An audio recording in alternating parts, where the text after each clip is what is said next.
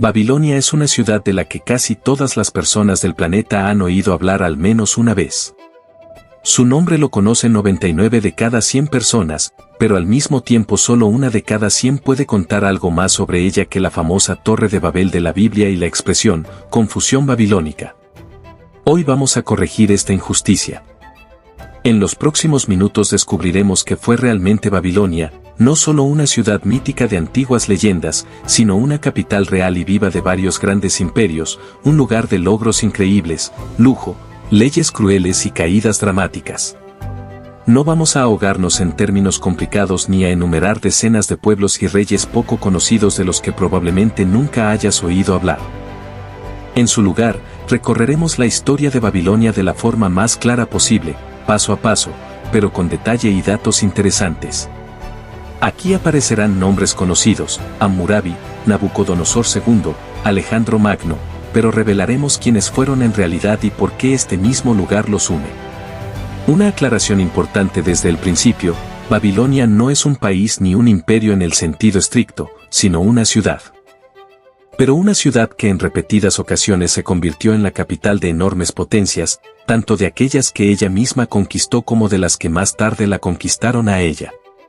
La fecha exacta de la fundación de Babilonia es desconocida, pero los historiadores coinciden en que ocurrió aproximadamente en el siglo 25 a.C., es decir, hace unos 4500 o 4600 años.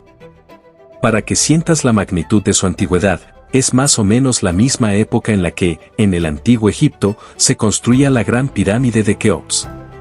Así que, por la edad de su civilización, los babilonios no eran en absoluto inferiores a los egipcios, fueron contemporáneos de las etapas más tempranas de la civilización egipcia. La ciudad se alzaba a orillas del río Eufrates, aproximadamente a 80 u 85 kilómetros al sur del actual Bagdad, en el territorio del actual Irak. Su ubicación era simplemente ideal para el mundo antiguo, una llanura fértil entre el Tigris y el Eufrates, cercanía al Golfo Pérsico y excelentes posibilidades para la irrigación y la agricultura. Todo esto convertía a Babilonia en un centro natural de comercio, agricultura y cultura de Mesopotamia.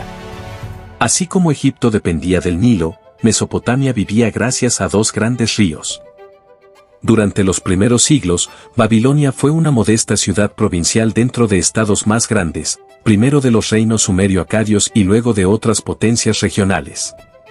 Destacaba poco más que por albergar a un gobernador real que recaudaba tributos e impuestos. El verdadero ascenso comienza en el siglo XIX a.C., cuando, tras el colapso de los grandes estados anteriores, Mesopotamia se fragmentó en numerosos pequeños reinos que inmediatamente empezaron a guerrear entre sí. En esta carnicería, Babilonia avanzó inesperadamente. Fue conquistada por los amorreos, un pueblo semita, y un líder llamado Sumuabum fundó aquí la primera dinastía babilónica. Así nació el reino paleobabilónico, aproximadamente entre 1894 y 1595 a.C. El periodo más brillante de esta época fue el reinado de Hammurabi, entre 1792 y 1750 a.C., el sexto rey de la dinastía. Fue él quien convirtió a Babilonia en una auténtica superpotencia, unificó casi toda Mesopotamia, desde el Golfo Pérsico en el sur hasta las regiones cercanas a la futura Nínive en el norte. Pero lo principal por lo que pasó a la historia fueron las leyes de Hammurabi. Uno de los códigos legales más antiguos que se conservan en el mundo, del siglo XVIII a.C. En una estela de basalto negro se grabaron 282 artículos, ojo por ojo, diente por diente, pena de muerte por la mala construcción de una casa, amputación de la mano a un cirujano por una operación fallida, horca por ocultar a un esclavo fugitivo. Estas leyes establecían una rígida jerarquía social, pero al mismo tiempo intentaban, al menos en parte, proteger a los débiles del abuso de los fuertes. Las estelas con el texto se colocaron por todo el reino, lo que indica un nivel de alfabetización bastante alto para aquella época. Los babilonios ya entonces se dedicaban seriamente a la astronomía, o, más exactamente, a la astrología, observaban a Venus y a Júpiter y elaboraban horóscopos. Los sacerdotes realizaban cálculos extremadamente complejos sobre el movimiento de los cuerpos celestes, y esto hace 4000 años. Las matemáticas y la geometría estaban a un nivel muy alto. Muchas bases procedían de los sumerios, pero los babilonios las desarrollaron de forma brillante. Construían templos grandiosos, palacios y sigurat, torres escalonadas que servían tanto como centros religiosos como observatorios.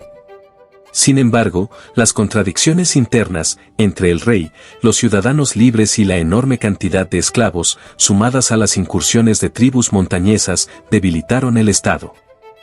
En el siglo XVI a.C., la ciudad fue saqueada por los hititas y luego el poder pasó a los casitas, pueblos de las montañas del Zagros. Los casitas gobernaron durante mucho tiempo, casi 400 años. Trataron a Babilonia con bastante cuidado, restauraron templos y mantuvieron la cultura, pero fueron débiles en política y economía. La ciudad cayó bajo la influencia de Egipto y de otros vecinos. En el siglo XII a.C., Babilonia fue saqueada por los elamitas y luego quedó bajo el dominio de Asiria.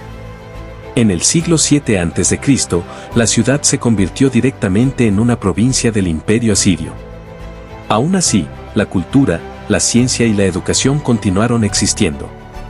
El verdadero renacimiento comenzó en el año 626 a.C., cuando el caldeo Nabopolassar derrocó a los asirios y fundó el imperio neobabilónico, también llamado caldeo. El punto máximo de su poder llegó con su hijo, Nabucodonosor II, que reinó entre 605 y 562 a.C.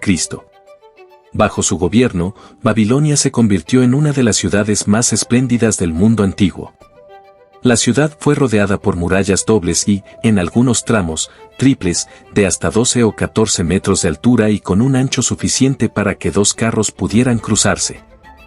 La puerta de Istar, cubierta de ladrillos esmaltados de color azul con imágenes de leones, toros y dragones, sigue considerándose una obra maestra.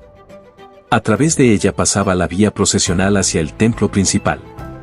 La población alcanzó unas 200.000 personas, una auténtica megaciudad para los estándares de la antigüedad.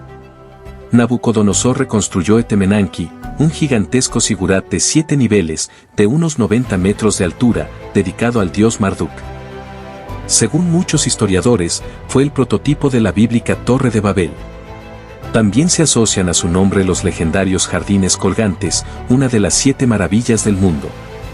Sin embargo, su existencia sigue siendo muy discutida. Algunos científicos creen que se trata de una leyenda posterior o que los jardines se encontraban en otro lugar, por ejemplo, en Nínive. Aún así, la tradición los atribuye a Nabucodonosor, quien supuestamente los construyó para su esposa de origen medo, que añoraba las verdes montañas de su patria. En el año 586 a.C., Nabucodonosor destruyó Jerusalén y llevó al cautiverio a miles de judíos. Así comenzó el famoso cautiverio babilónico, que influyó profundamente en la formación de la identidad y la religión judías. De ahí provienen muchas de las profecías bíblicas llenas de ira sobre la caída de Babilonia. Y la profecía se cumplió.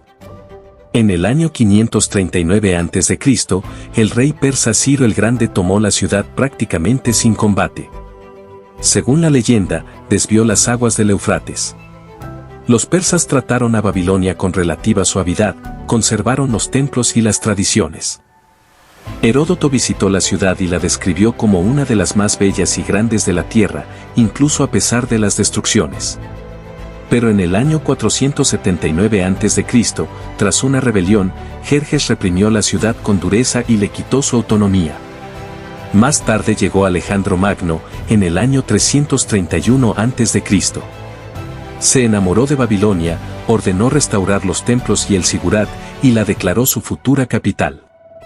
Sin embargo, en el año 323 a.C., el gran conquistador murió repentinamente allí mismo, y con él murieron los grandiosos planes de resurrección de la ciudad.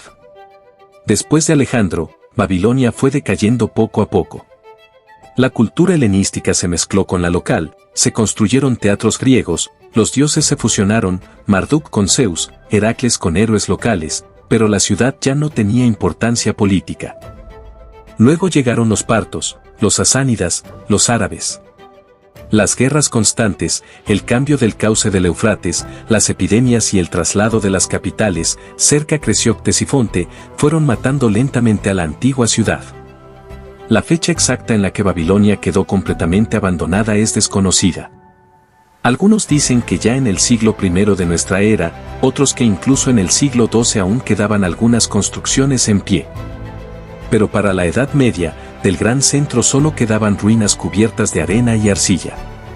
Hoy en día, las excavaciones están muy dificultadas por el alto nivel de las aguas subterráneas y, sobre todo, por las guerras interminables en esta tierra.